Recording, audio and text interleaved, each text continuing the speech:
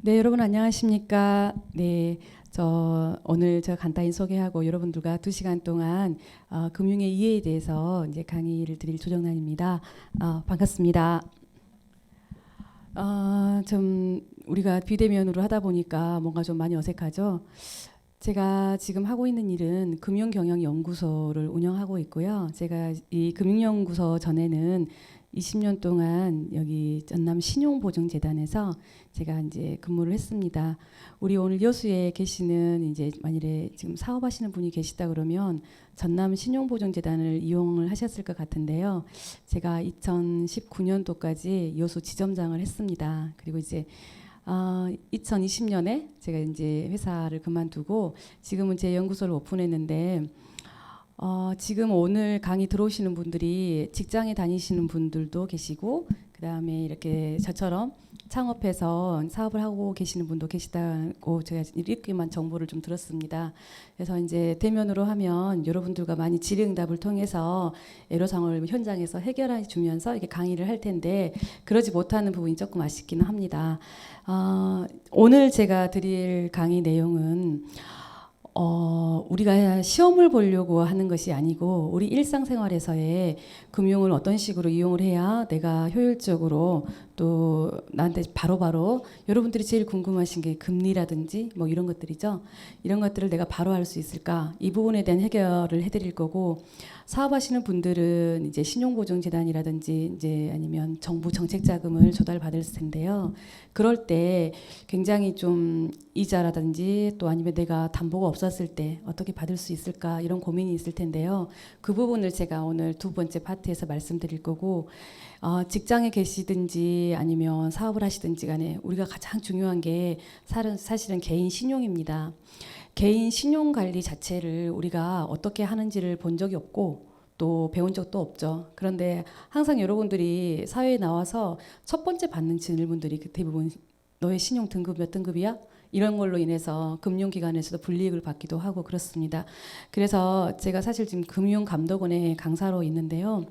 저희 금감원에서 만들어내는 여러 가지 이제 그 신용 관리라든지 또 이제 금융에 대한 이런 부분들이 있으니까 오늘 지금 2시간 동안 하는 동안 여러분들이 돈을 벌고 가는 시간이다라고 생각을 하시고 편안하게 접속하셔가지고 하시면 되겠고요. 혹시 질의응답이 있거든 채팅창에 주셔도 되고 아니면 끝나고 나서 다시 뭐 질의응답 주셔도 됩니다. 일단 2시간 강의니까 제가 조금 빠르게 좀 진행을 하려고 그래요. 왜 그러냐면 금융은 지금 천천히 하게 되면요. 여러분들이 좀 어렵다고 생각을 하셔가지고 뭐 좀 다른 생각을 하시거나 그렇지 않으면 지금 식사하시고 1시간밖에 안 지났는데 너무 졸려 하실 수도 있잖아요. 근데 제 강의는 이제 제가 한 4, 5년 동안 이 금융 강의를 오랫동안 했는데 어떤 시간 하더라도 단 한 사람도 좋은 사람이 없습니다. 여러분들이 지금 화면 띄워놓고 지금 이제 저 화면 얼굴에 비치는 분이 한 분밖에 안 계세요. 근데 아마 다 나중에 화면을 켤 거로 생각합니다. 그러면 제가 수업을 시작하기 전에 이거 한마디는 말씀을 드리고 시작하고 싶어요.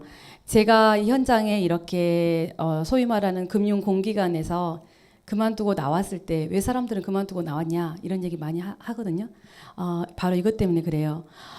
제가 20살 중반에 신용보증재단에 창립 멤버로 입사를 했습니다. 사실 그때는 제가 정년까지 이제 직장 다니면 나는 그냥 내 인생에서 의무 다 했고 그 다음부터는 편안하게 그냥 안주에 살면 되지 않을까 이런 생각을 사실 했었어요.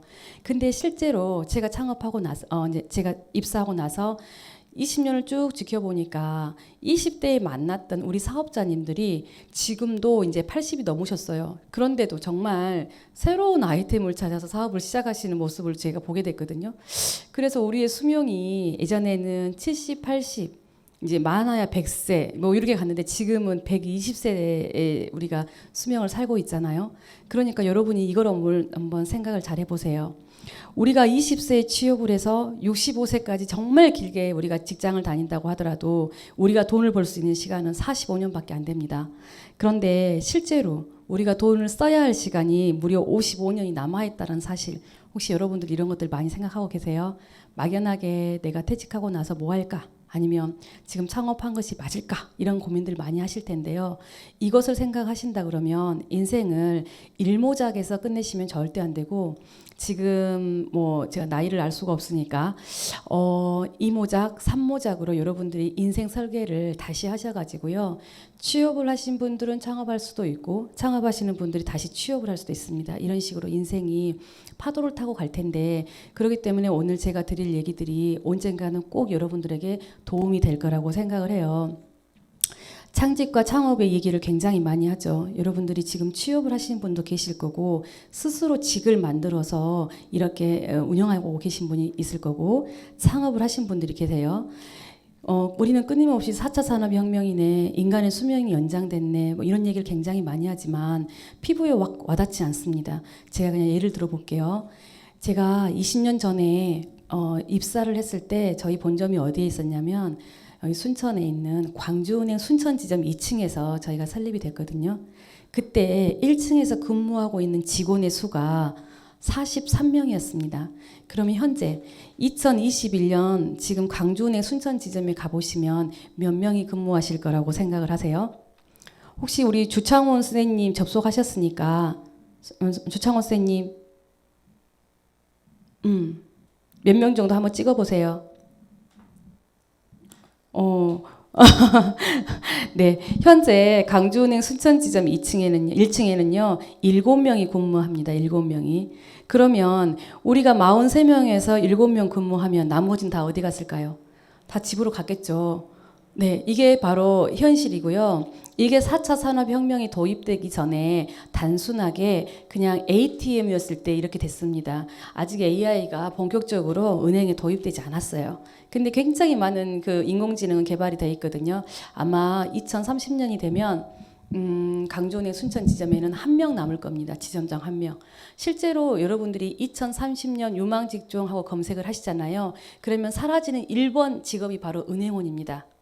너무 충격적이죠? 제가 순천대학교에서 우리 아이들 경영학과 아이들 수업을 하는데 그 친구들은 공통적으로 금융기관에 근무하고 싶다고 하고 취업을 그렇게 준비하고 있어요. 그런데 2030년에 사라질 직업에 대해서 열과 성을 다해서 지금 준비하고 있을 수도 있는 거죠. 그러니까 지금 여러분들이 혹시 이제 취업하신 분도 계시고 창업하신 분도 계신데 이 시점에서 다시 한번 여러분의 인생을 한 10년 후를 보고 한번 설계를 한번 해봤으면 좋겠습니다. 서두에 이런 얘기를 꺼내는 이유는요. 내가 어느 길에 서 있더라도 여러분들이 아직 청년이시기 때문에 내가 지금 잘하고 있는 걸까? 나 창업 잘했을까? 다른 친구 다 직장에 다니는데. 직장 다니신 분들은 남들은 다 좋은 직장 다니는데 나 이거 맞을까? 이런 생각 하실 텐데요. 인생이 아직 120살까지 남았습니다. 굉장히 긴 시간이 남았죠. 그렇기 때문에 여러분들이 그 생각을 하실 필요가 없고요. 뒤돌아보실 필요가 없다라는 얘기를 먼저 꺼내고 시작을 하도록 하겠습니다. 우리가 금융을 볼 때는 크게 두 가지를 나눠서 볼 필요가 있어요. 먼저 공금융과 사금융을 이렇게 구분을 하셔야 되는데요. 이유가 있습니다. 마지막에 드릴 그 신용에 대한 얘기를 하다 보면 모든 신용의 우리의 주안점은요, 금리에 맞춰져 있어요. 다른 게 맞춰져 있는 게 아니에요. 높은 금리를 쓰면 여러분들이 연체 여부와 상관없이 무조건 여러분들의 신용 등급은 떨어집니다. 이유가 있어요. 높은 금리를 쓴다라는 건 우리나라 그 이자 제한법이 24%거든요. 거기 뭐 여러분들 흔히 말하는 카드론 현금 소비 쓰시게 되면 20% 정도의 이자를 여러분들이 내고 있잖아요. 그러면 자금 압박 신호로 보는 거예요. 무조건 그냥 연체 여부 상관없이. 그렇기 때문에 공금융과 사금융을 구분을 해서 제도권 기관에서 여러분들이 처음부터 금융을 이용을 하셔야 나중에 신용이 떨어져서 불이익을 받을 일은 없다라는 거죠. 그러면 공금융과 사금융을 어떻게 구분해요? 바로 제가 다다음 장에서 여러분들에게 구분하는 방법을 알려드릴 거예요. 두 번째는 여러분들이 그 소위 말하는 주거래 은행을 선정을 하셔야 됩니다. 1금융권, 2금융권 이런 얘기 많이 들어보셨죠. 근데 구체적으로 어떻게 나뉘나 이거 잘 모르실 건데요. 1금융권은 지금 당장 밖에 나가시면 일반 은행들 말이에요. 국민은행, 우리은행, 신한은행 뭐 이런 은행들은 다 1금융기관이고 지방은행인 뭐 광주은행, 뭐 부산은행, 경남은행 이건 다 이제 지방은행이고 1금융기관입니다. 가장 크게 구분하셔야 될 게 농협중앙회와 지역농협인데요. 농협중앙회는 1금융권이에요. 지역농협은 2금융권입니다. 그러니까 여러분들이 만일에 농업과 관련을 해서 창업을 하신 분이 계시거나 아니면 취업을 하시는 분들이 이제 그쪽에 근무를 하신다고 하면 그 분야에서요. 지역 농협을 이용할 수밖에 없을 거예요. 왜? 비료도 사야 되고 농약도 사야 되고 이러기 때문에 조합원의 자격을 이제 가지고 혜택을 볼 수 있는 이 금융권을 이용하실 텐데요. 그렇다 하더라도 여러분들이 대출이라든지 이제 뭐 예금을 한다고 할 부분에 있어서는 1금융기관을 하나 선정을 하십시오. 제가 오늘 수업의 주 큰 포커스는 주로 청년 창업에 맞춰서 좀 진행을 할게요. 왜냐하면 주거래은행이 1금융권이 돼야 되는 이유 첫 번째는 신용 등급하고도 관계가 있지만 두 번째는 우리가 대출을 할 때 이왕이면 싼 이자로 그러니까 저리의 이자로 대출을 받는 게 좋죠.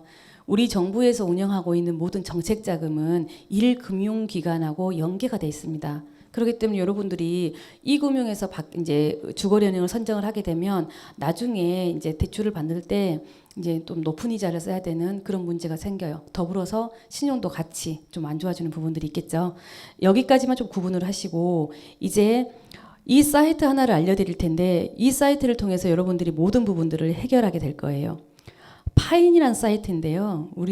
제가 중학교 갔을 때 처음으로 배웠던 단어가 I'm fine입니다. I'm fine. 네, 파인이라는 이 사이트는 금융감독원에서 만들었고 금융감독원은 국무총리 산하에서 우리 금융기관 그러니까 뭐 은행뿐만 아니라 증권, 보험 모든 금융자 들어가는 것을 관리 감독하는 기관이고요. 이거는 이 사이트가 우리나라뿐만 아니라 전 세계에서 3위 안에 드는 사이트입니다. 그런데 여러분들이 평상시에 이 사이트를 좀 알아보지 못하고 들어보지 못했을 거예요. 이유가 있어요. 이유는 여러분들에게 유리한 사이트이기 때문에 누구도 광고하려고 하지 않습니다. 그러니까 오늘 수업을 여러분들이 임하시면 뭐 창업하시는 우리 청년분들 같은 경우는 평균적으로 한 20만 원 정도는 찾을 거예요. 20만 원 정도를 벌어가는 시간. 네. 그리고 제가 이제 이 세계에서 업을 하다 보니까 폐업 컨설팅을 좀 많이 하고 있어요. 폐업하시는 분들은 한 50만 원 정도의 돈을 찾습니다. 그래서 오늘 수업 끝나면 여러분들이 꼭 이 사이트에 접속하셔가지고 찾아보시기 바래요. 제가 이 사이트를 예전에는 소개만 했어요. 그랬더니 저도 모르고 여러분들도 모르고 그러더라고요. 사이트를 열어보면 이렇게 나와 있는데 굉장히 방대하죠.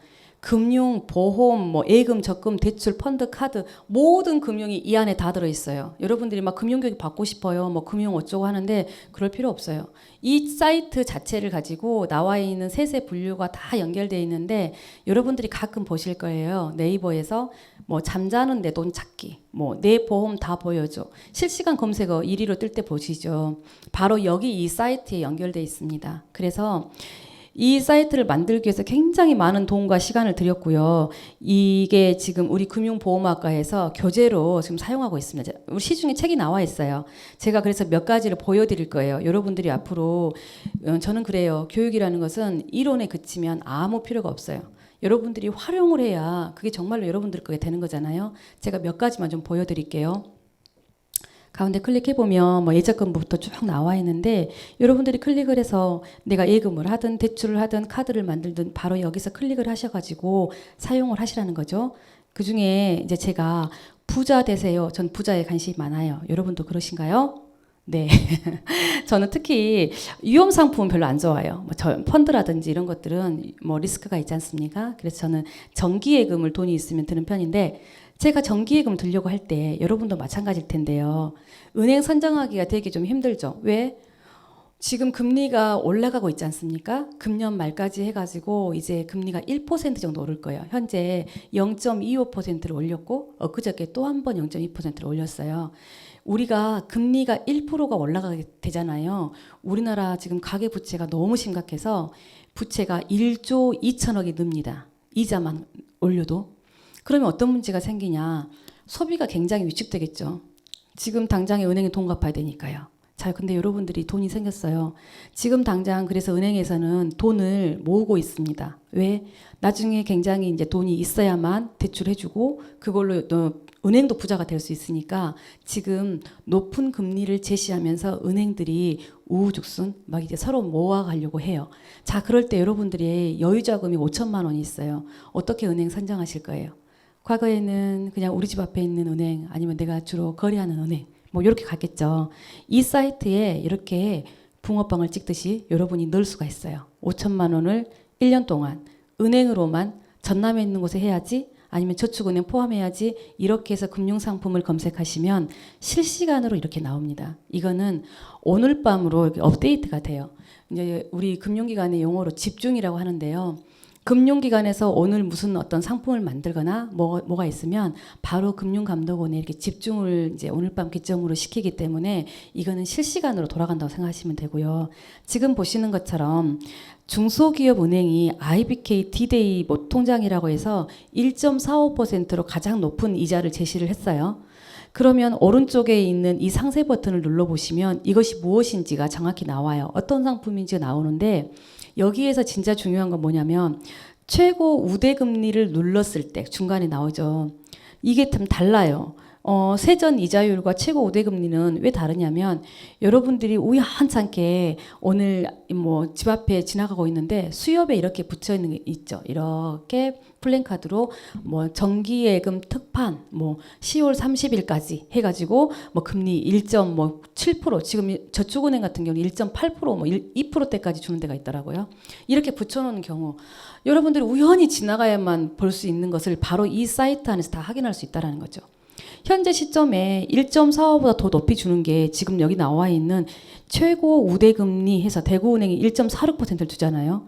내가 대구은행 앞을 지나가지 않는 이상 어떻게 알겠어요? 그죠?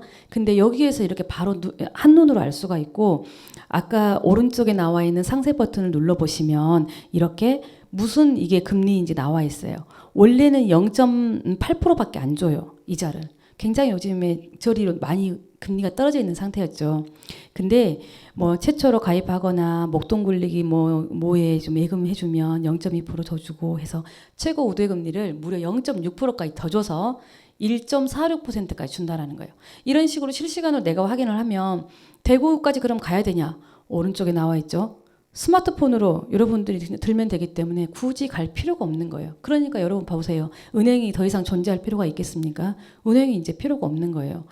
우리가 이제 은행에서도 이렇게 계속해서 마이너스 적자가 나니까 은행 1층에 있는 은행을 2층으로 올리기 시작했어요. 왜냐하면 임차료가 너무 많이 나가니까요. 그것도 안 되니까 ATM 기계를 설치했어요. 그런데 여러분이 지금 현금 찾아가지고 혹시 그 지갑에다 100만 원씩 넣고 다니는 분 혹시 계세요? 없죠. 저도 현금 만져본 지가 너무 오래됐어요. 현금이 어떻게 생겼는지 가끔 조금 헷갈려요. 카드 하나로 모두 해결되지 않습니까? 아니면 페이로 다 하잖아요. 이제 화폐도 사라질 것 같아요. 그렇기 때문에 ATM 기계가 실제로 300만 원씩 적자가 나요. 매월. 그러니 ATM 기계를 엊그저께 한 3주 전에 전국적으로 1,800대를 다 이거 해체했어요. 이제 봐보세요. 화폐가 필요가 없는데 은행은 왜 필요하겠어요? 그러니까 여러분들이 사양산업에 도전하시는 것은 좀 무모한 짓입니다. 보시면 스마트폰으로 가입을 하시면 되고 이렇게 해서 가입을 하고 나면 잠깐만요. 보세요. 제주은행 보세요. 제주은행 5페이지까지 넘어갔네요. 마지막에 0.5%밖에 안 주죠. 근데 내가 지금까지 만일에 제주은행이 주거래 은행이어가지고 여기서 항상 예금을 한다고 생각해봐요. 1.46% 주는 은행을 놔두고 0.5%의 예금 금리로 여러분이 5천만 원을 애취한다는 거죠. 이렇게 금리가 낮았을 때도 이러는데 금리를 5% 이상까지 아마 계속 올라갈 것 같습니다. 우리가 2008년도에 여러분 기억도 안 나시겠지만 그때 금리가 5%였어요. 제가 신입 직원으로 입사했을 때 2000년도에는요. 금리가 무려 20%였어요.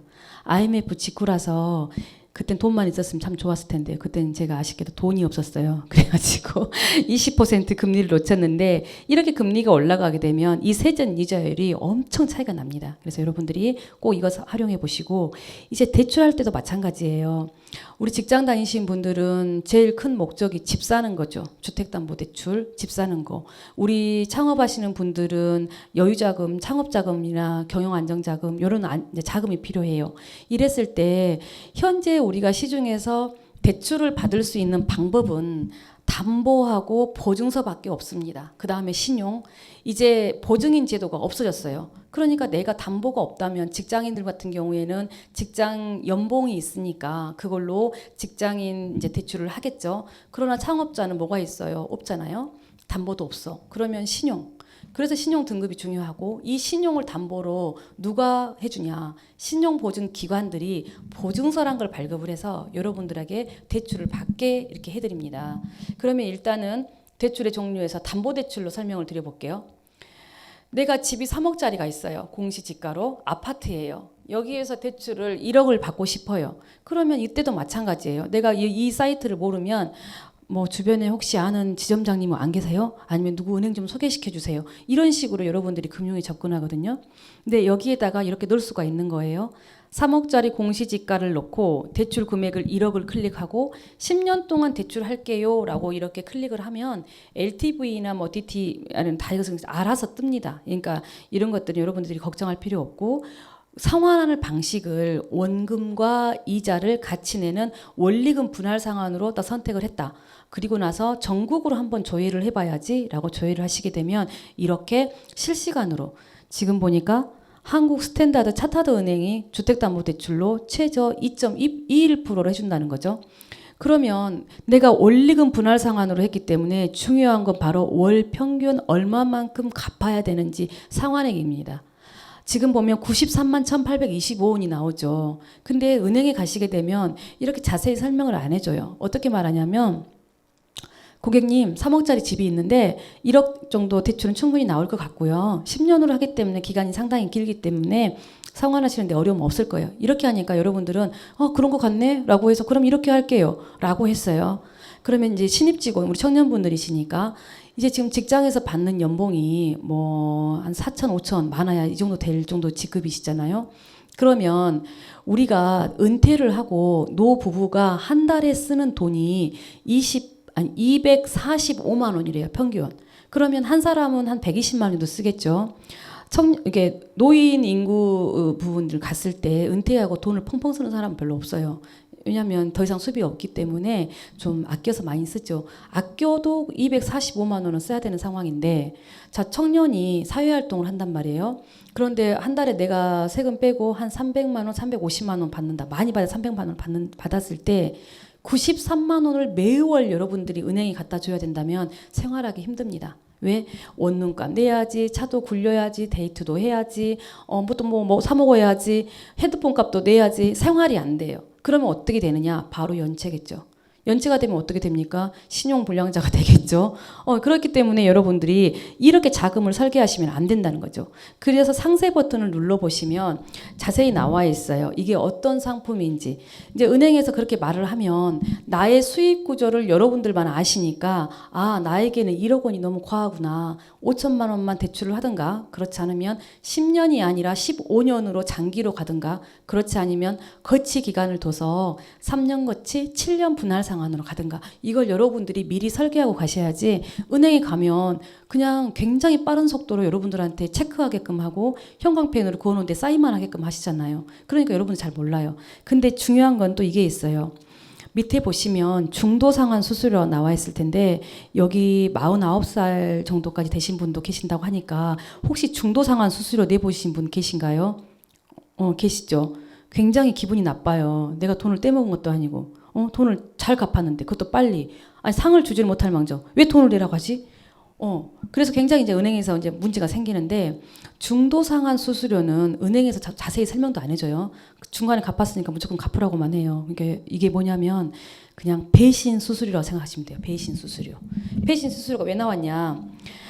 은행이 여러분이 은행에다가 1억 원을 신청을 하면 은행은 자기 돈을 가지고 오는 게 아니라 한국은행에서 조달을 해옵니다. 그럼 조달 금리가 있겠죠. 그리고 게다가 여러분들이 집도 잡히고 10년 동안이나 이것을 사용해 준다고 하기 때문에 너무 고마운 거예요. 그래서 여러분들에게 깎아줬어요. 원래는 4% 나온 이 대출 이자를 3.5%로 깎아주고 여러분들한테 대출을 해줬는데 여러분들이 2년 만에 갚아버린 거예요.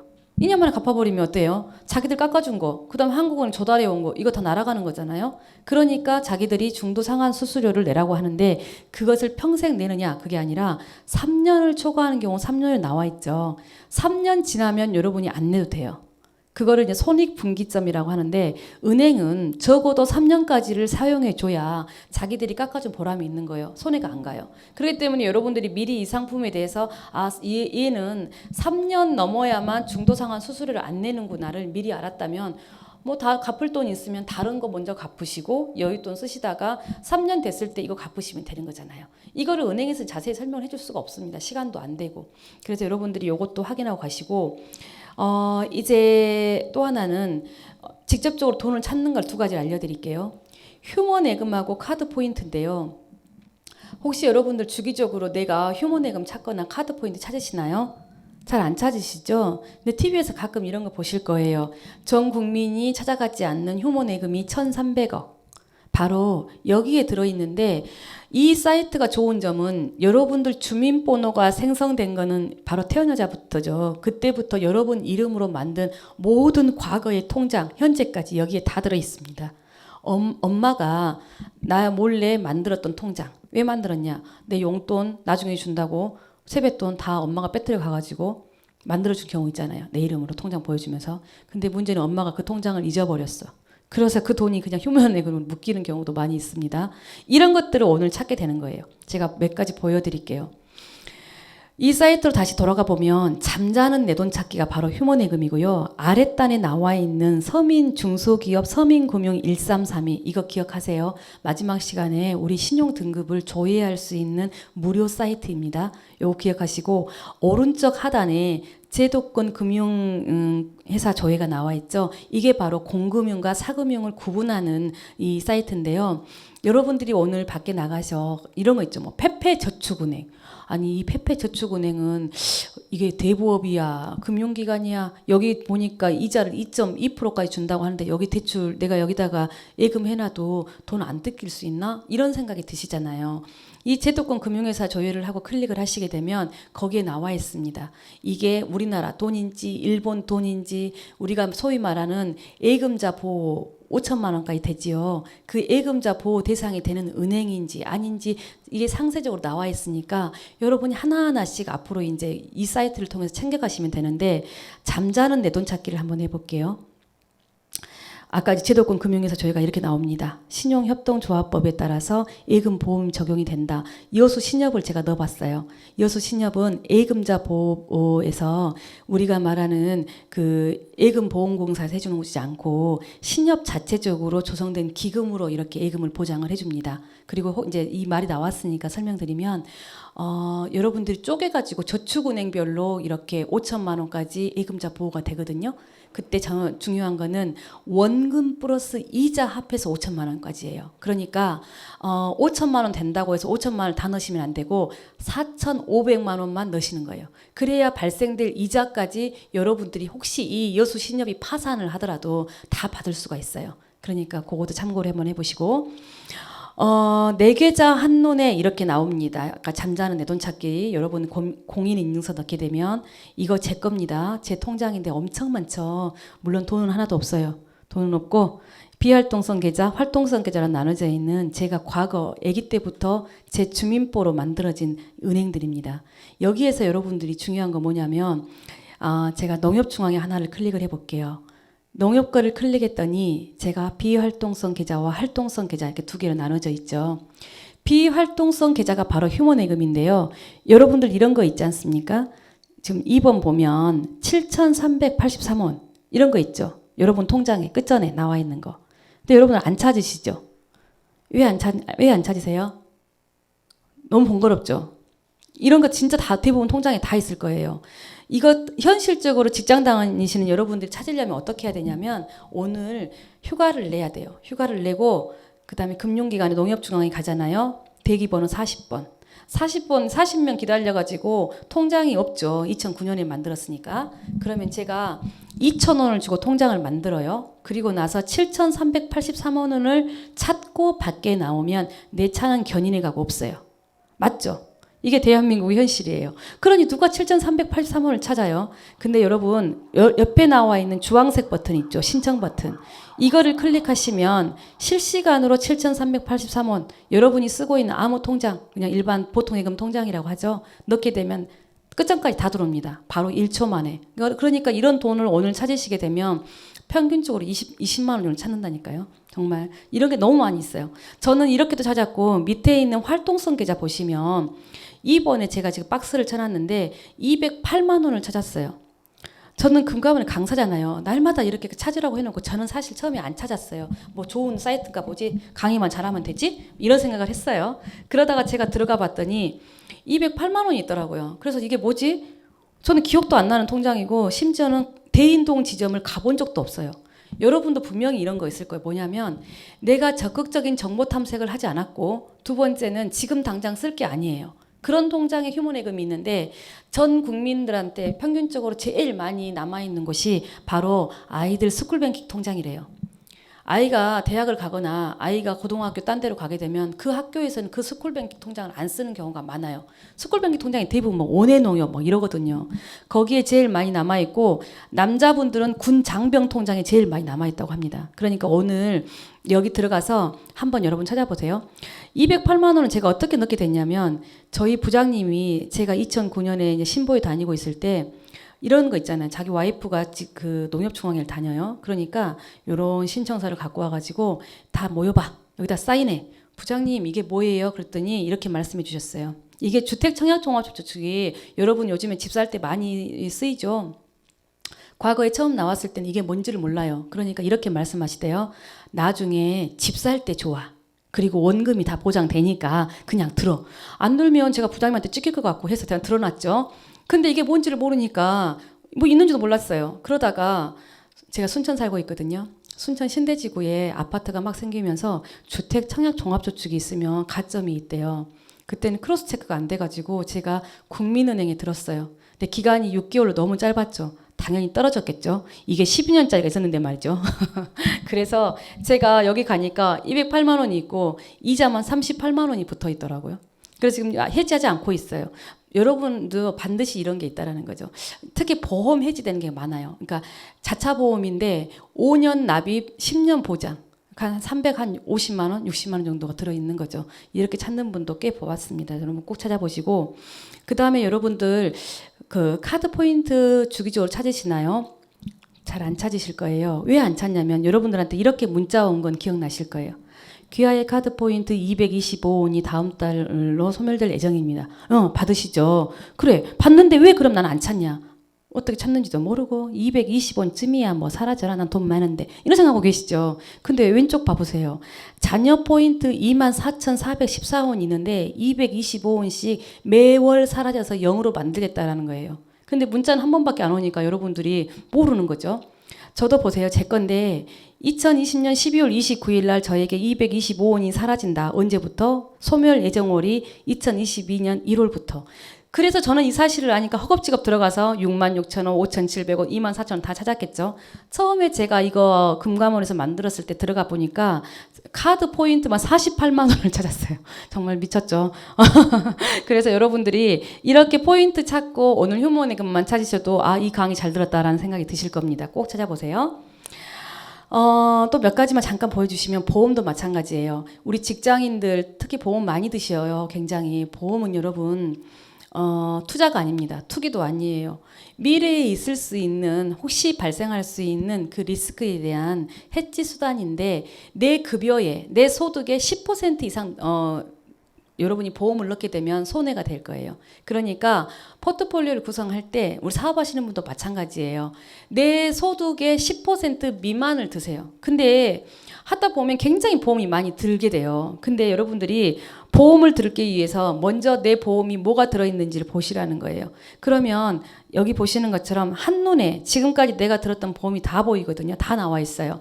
실시간 찾을 수가 있고, 보험 상품을 여러분이 앞으로 드실 때, 이제 우리가 보험료가 비싸죠. 아주 적게 들어도 35,000원, 10만 원 이래요. 근데 오른쪽에 보시는 것처럼 내가 만일에 암보험만 따로 들어야겠어. 그러면 설계사분을 통하지 마시고 여러분이 직접 드세요. 여기에서 클릭해서 드시잖아요. 보시죠. 제 나이 넣어봤어요. 1,560원만 넣어도 여러분 보험 다 들어야져요. 밑에 나와 있는 고해감, 여성 유방암, 소해감 다 일반암까지도 진단해서 다 되는 게 2,900원밖에 안 됩니다. 인터넷에서 바로 가입 가능해요. 그러면 여러분들은 왜 35,000원, 4만원, 10만원을 넣고 들고 있냐? 바로 금융 설계사 비용이 들어가 있기 때문이죠.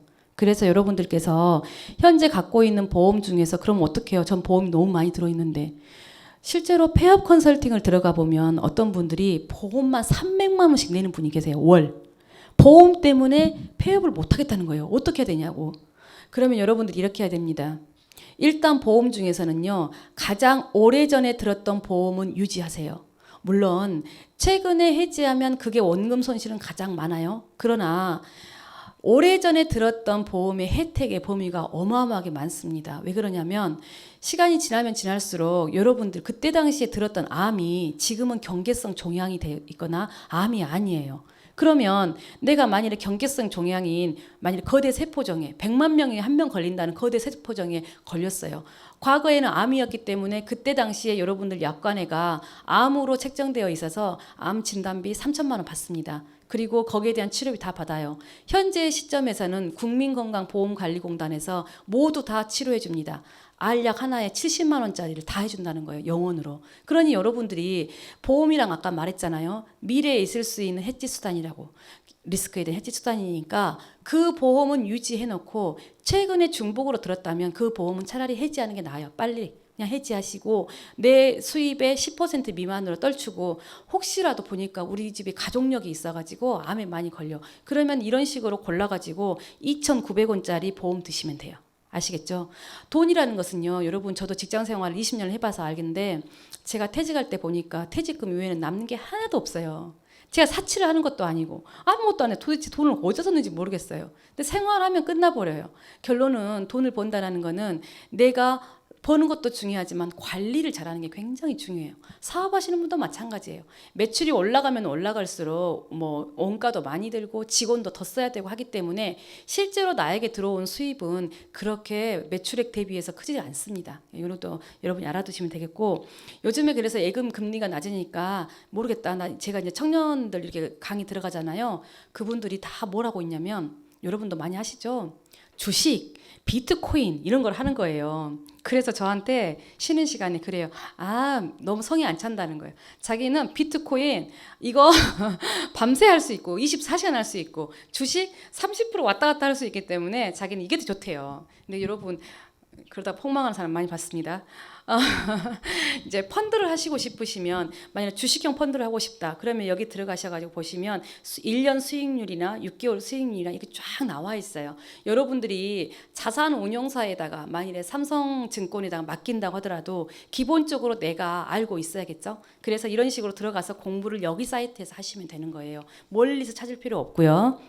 그 다음에 이제 마지막으로 하나, 이거는 신용과 관련돼 있으니까 여러분들께 말씀드리면, 요즘에는요 금융 주소를 바꾸게 되면 여러분들 주소지가 바뀌는 경우가 많죠. 특히 청년분들은 이사를 많이 가시잖아요. 모든 은행을 바꿀 수가 없으니까 여기 금융감독원 사이트 상단에 보면 금융주소 한 번에가 있어요. 이거를 클릭하시게 되고 여기에 은행이든 여러분이 거래하시는 은행이 만약에 강주은행이면 강주은행 한 곳만 바꿔주면 실시간으로 모든 금융권이 주소지가 다 바뀝니다. 이 서비스가 가장 최근에 시행되고 있는 서비스인데요. 왜 그러냐면 이게 정말 중요한 이유가 신용 등급과 관련이 돼 있어요. 신용 등급에 왜 관련이 돼 있냐면 여러분이 나중에 대출을 했는데 아니면 카드를 썼는데 여러분이 무슨 일이 있어서 연체를 하고 있어요. 그러면 금융기관이 여러분 주소지로 우편물을 보냅니다. 그런데 여러분들이 이사를 가버렸기 때문에 우편물이 당연히 반송되겠죠. 반송된 횟수만큼 여러분들이 신용 등급이 떨어집니다. 왜? 야반 도주를 하셨잖아요. 야반 도주. 전화도 안 받아. 주소지에서는 반송돼. 그럼 야반도주죠. 당연히 신용도 떨어지겠죠. 그렇기 때문에 금융주소 이렇게 바꿔주세요. 이제 두 번째 시간에 제가 제 말이 좀 빠를 수도 있는데요. 제가 1.2배속을 하고 있습니다. 저는 드리고 싶은 얘기는 많은데 시간이 너무 짧아요. 2시간밖에 안 돼요. 강의 시간이. 두 번째 시간에는 보증서를 활용한 자금 조달입니다. 우리 전라남도에 현재 인구가 193만 명이에요. 이 중에 소상공인 분들이 12만 7천 명쯤 됩니다. 소상공인 분들이 4인 가족을 구성해서 산다고 생각하면 약 60만 명이 소상공인과 연계돼 있어요. 193만 명 중에서 직접적으로 한 5, 60만 명이 연계돼 있고요. 그 중에 내 친척이나 내 부모 형제나 이렇게 소상공인 하는 분들이 3명 중에 1명이 끼어 있기 때문에 거의 직간접적으로 여러분 주변에 이렇게 가게를 소상공인, 소기업 하시는 분들이 다 계실 거예요. 그러니까 여러분들이 내가 직장 다녀서 나 이거 뭐 모르겠는데요 하지 마세요. 여러분들도 창업하실 수 있고 여러분들이 알려줄 수가 있어요. 그러니까 두 번째 시간에 또 꼭 주목을 하시는데 두 번째 시간의 주안점은 뭐냐면 신용보증기관을 통해서 내가 담보가 없었을 때 대출을 받는다. 그런데 저리로 받는데 심지어는 무이자까지 받을 수가 있어요. 이자가 없어요. 대출을 하는데 이자가 없어요. 우리 여수 씨 같은 경우에는 내 대신 우리 여수 씨가 3% 이자를 대신 내줍니다. 그런데 많은 사람들이 몰라요. 몰라. 그렇기 때문에 제가 오늘 이 강의 때 알려드릴게요. 창업을 하실 때 가장 중요하게 생각하는 5가지 요소라면 제가 오른쪽 정도로 좀 정리를 해볼 수가 있는데 이 5가지 모두가 제 강의 영역이긴 한데요. 저희 다 중요해요. 근데 오늘은 다 할 수는 없고 바로 마지막에 나와 있는 자본, 이 자본 한 가지만 딱 가지고 얘기를 할게요. 우리가 자본을 갖고 얘기를 하자면 내 자기 자금을 가지고 사업을 할 수도 있지만 타인 자본을 조달해서 하는 경우도 있고 대출이 아니라 지원금을 받아서 할 수도 있죠. 여러분들이 지원 사업에 대해서는 많이 들어봤을 건데 사업자 등록증을 내기 전 단계인 AB 창업자 단계, 그 다음에 초기 3년 미만의 단계, 도약기업이라고 해서 7년 미만까지를 우리가 창업 지원금을 주고 있습니다. 그래서 대개는 AB 창업 단계에서 요즘에는 굉장히 국가가 갚지 않아도 될 이제 지원금을 줘요. 이유는 창업도 이제는 취업으로 봐주고 있습니다. 우리는 정부에서 가장 큰 건 뭐냐면 취업과 창업을 통해서 고용 창출이에요. 그렇기 때문에 지원금을 줘서라도 청년분들이 원만하게 창업할 수 있게 도와주는데 그걸 도와주는 기관들이 조금 정리를 해보면 정부와 지자체로 크게 나눠서 이 두 군데에서 여러분들이 아마 도움을 받을 수가 있어요. 내가 사업자 등록증을 내면 여러분들은 무조건 중소벤처기업부 산하로 들어올 수가 있고요. 중소벤처기업부 산하에 있는 창업진흥원부터 해서 중소기업진흥공단, 소상공인시장진흥공단, 기술보증기금, 지역신용보증재단 이런 것들이 다 중소벤처기업부 산하예요. 여기에서 지원해주고 있는 여러분들이 지원 사업들을 찾아보시면 되겠고 두 번째 전라남도로 내려온다면 당장에 여수에 있는 전남창조경제혁신센터가 여러분들한테 여수형 청년 창업 이것에 대해서 굉장히 지원 많이 해주고 있죠. 지금 저도 현재도 컨설팅을 하고 있어요. 여수시가 청년들이 창업하게 되면 어떤 사업은 1,500만 원, 어떤 사업은 2,000만 원 이런 정도의 지원금을 줍니다. 갚지 않아도 될 돈이에요.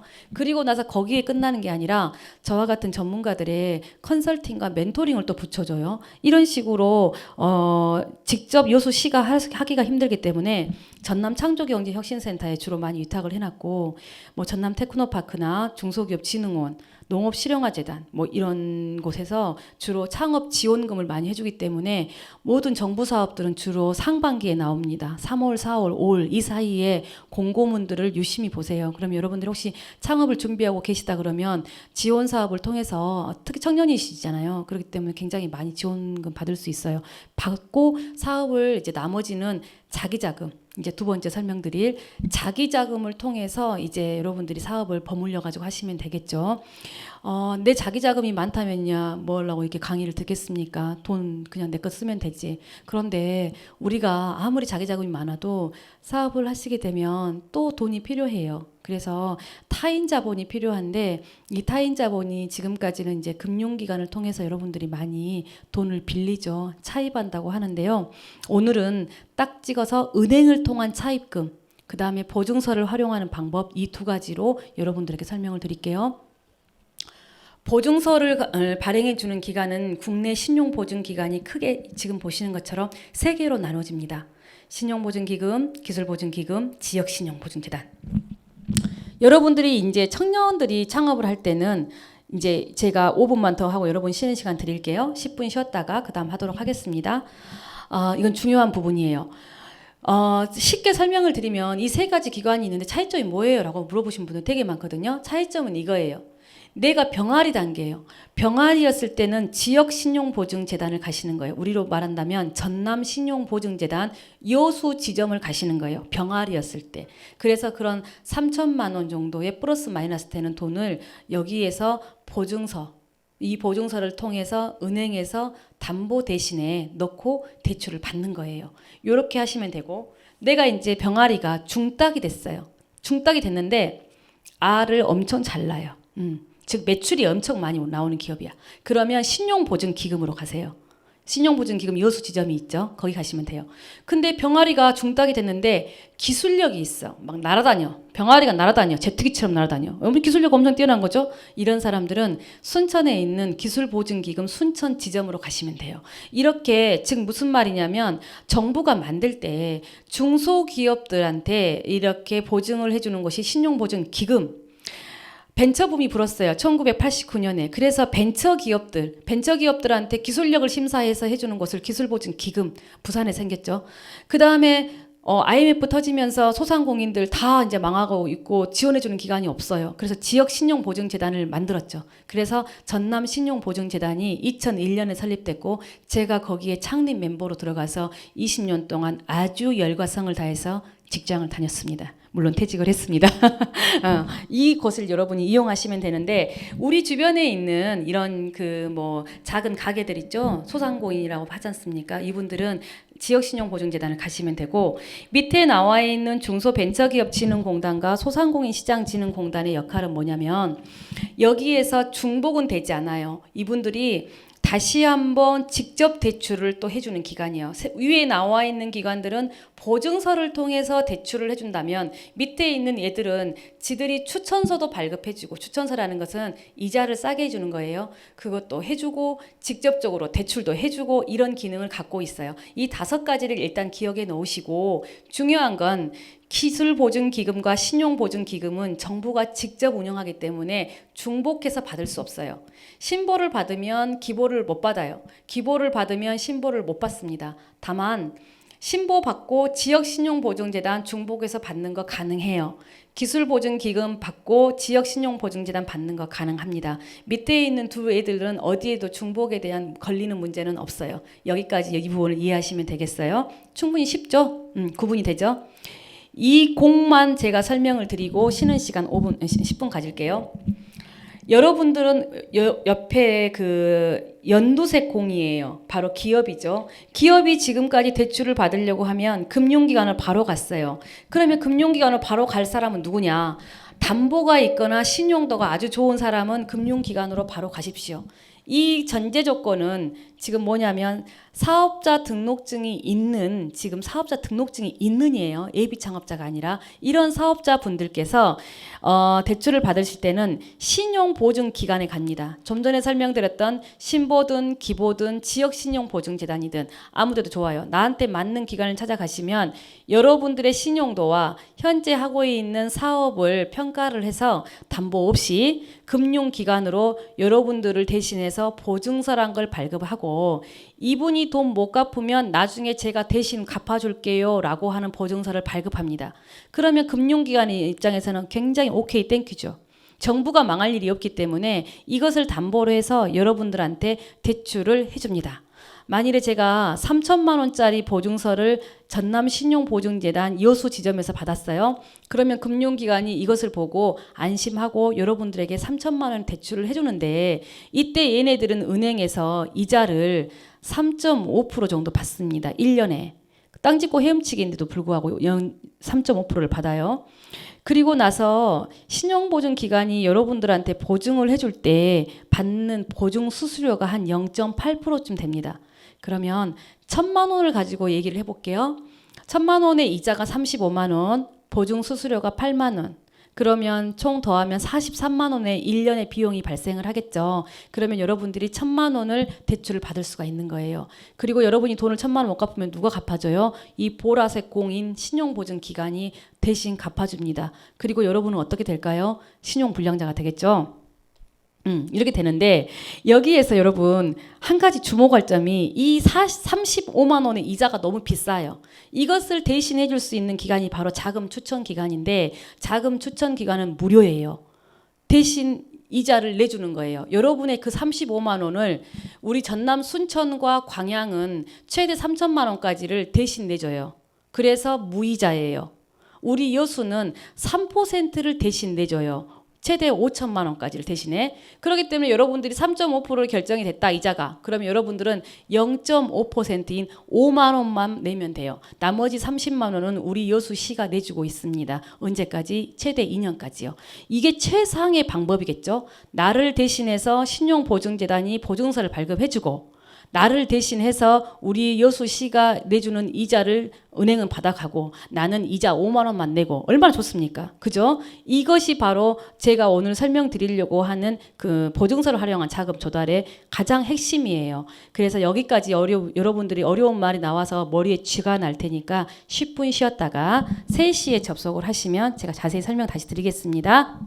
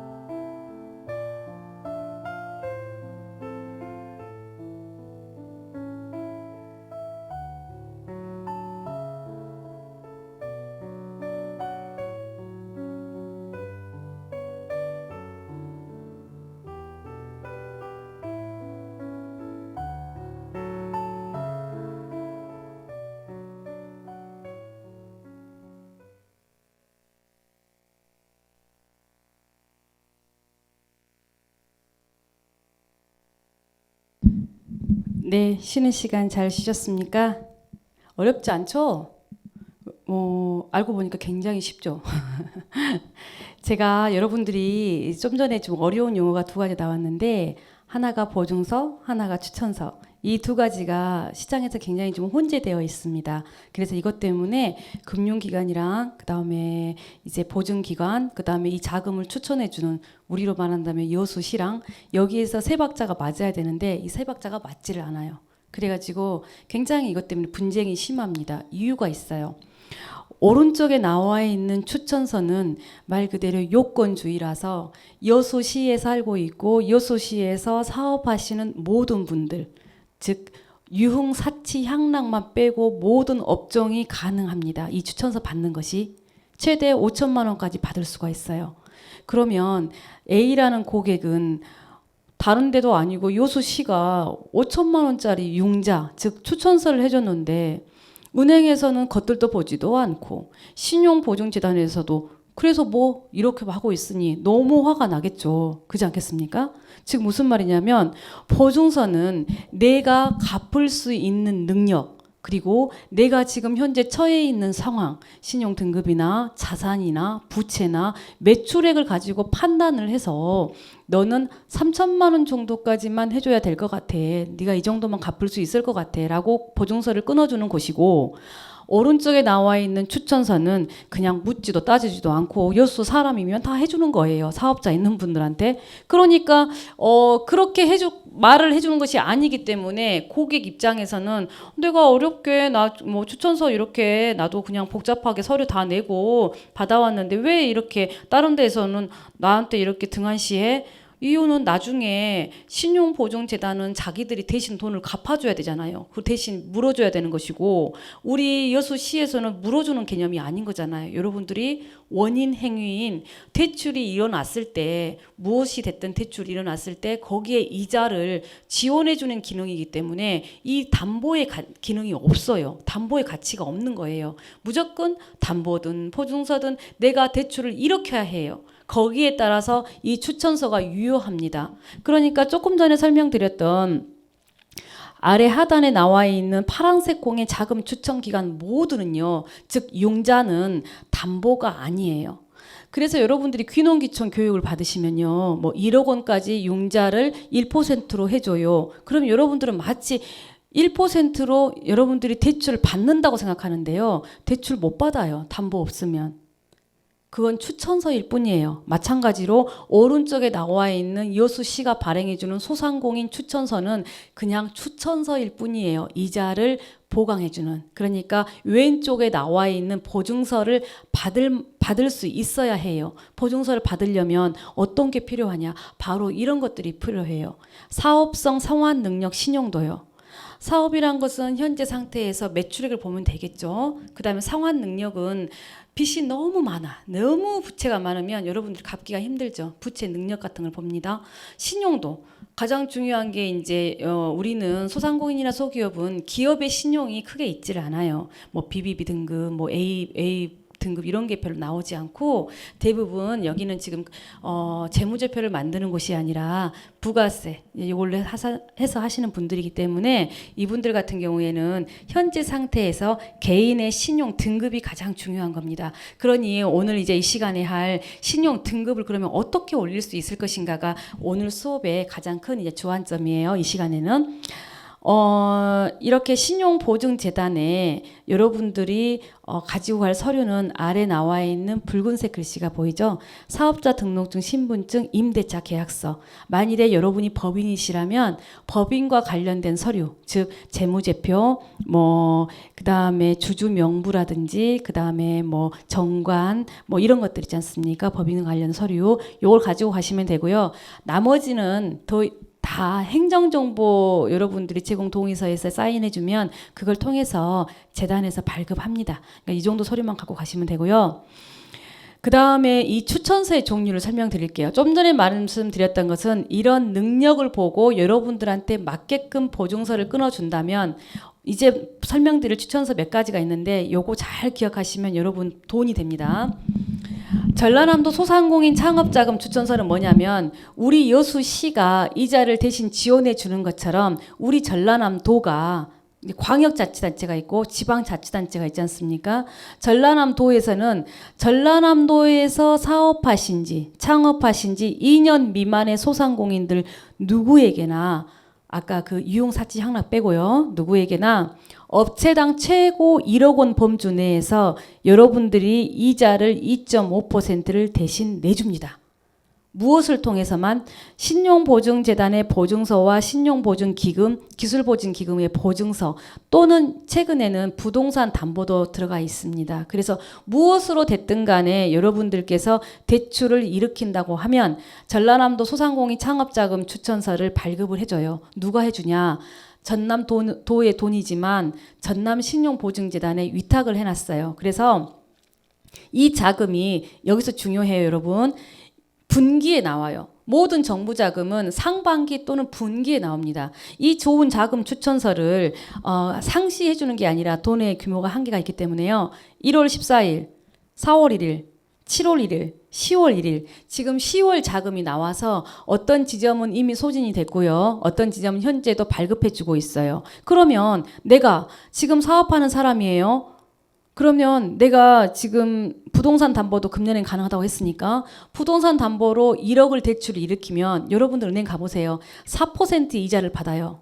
근데 이 추천서 무료예요.